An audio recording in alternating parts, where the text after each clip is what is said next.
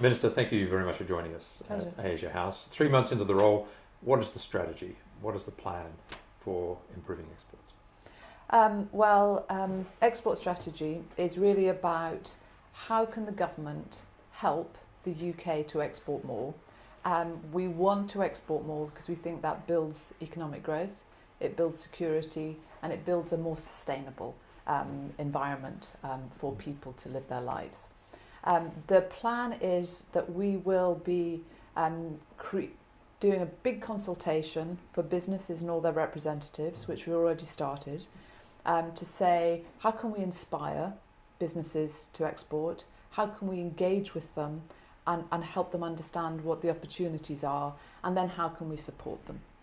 So we are looking at various industries by sector, we're looking by regions of the country, we're looking about where companies are in their export journey to see how it is we can help them at different stages of that journey. And we're also looking at all of the services that we provide as government. So everything from trade missions and visits and what are the most effective to which countries in which sectors. We're looking at how more we can use finance to help our businesses export more and to encourage trade. So we have now UK export finance, where the risk appetite has just been increased, the capacity to fund to £50 billion. Only 20 billion of that is committed. So we are very keen to use UK export finance. We've been upgrading the capability so we can finance in local currency. We can underpin working capital guarantees, and I have been told that is currently a game changer, but not enough businesses are aware of it. So part of our job is to build awareness, but we can also do things like improve our digital site to help companies understand what services are available, what support, what regulatory advice they can get, how they can get helped on export licensing.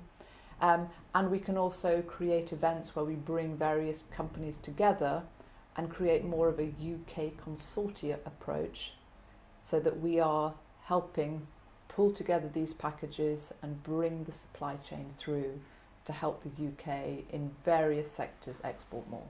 The government's in the process of appointing trade commissioners, new roles. How are they going to fit into the plan? So 9 trade commissioners. We have, what we're trying to do is make sure that we have a really coordinated approach to understanding the opportunities around a particular region.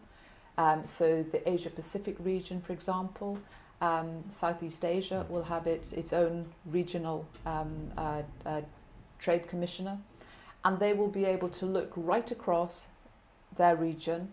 They will be able to look across the sectors, and they will be able to coordinate more and then come back to the UK, where we have companies that provide services and the goods, and then say these are the opportunities that we have in these regions, and have a much greater degree of local knowledge in the regions where they operate, and then a great engagement with the sector heads in this country, so that we really are more joined up.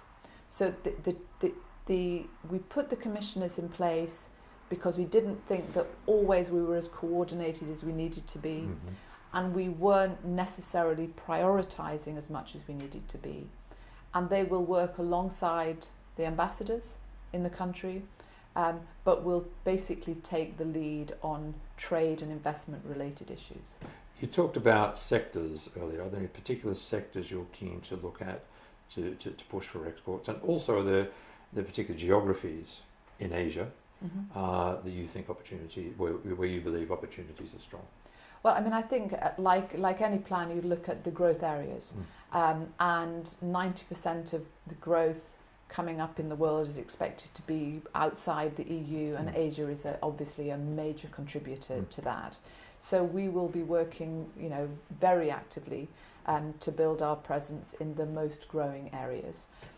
In terms of sectors, we have a number of sectors where we are world leading, and therefore we will be actively promoting those. I have a particular areas of sectors that I'm responsible for, including life sciences, including energy, including infrastructure. And therefore, I will be concentrating on that, but I will have a brief across the department and we will all be working together. I would say we are now looking at where the opportunities are and prioritising those opportunities so that our support is the most effective it can possibly be. I assume infrastructure is quite high on the agenda because of the desperate need for infrastructure in the developing world and Asia in particular.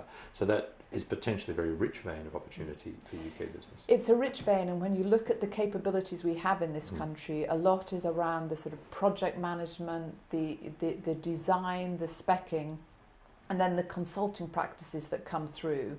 And our hope is that we can use that lead and then pull the rest of our supply chain through.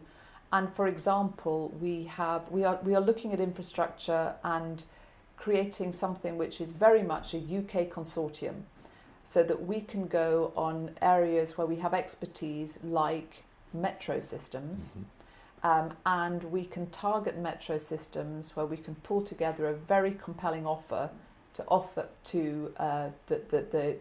the foreign state and the third country.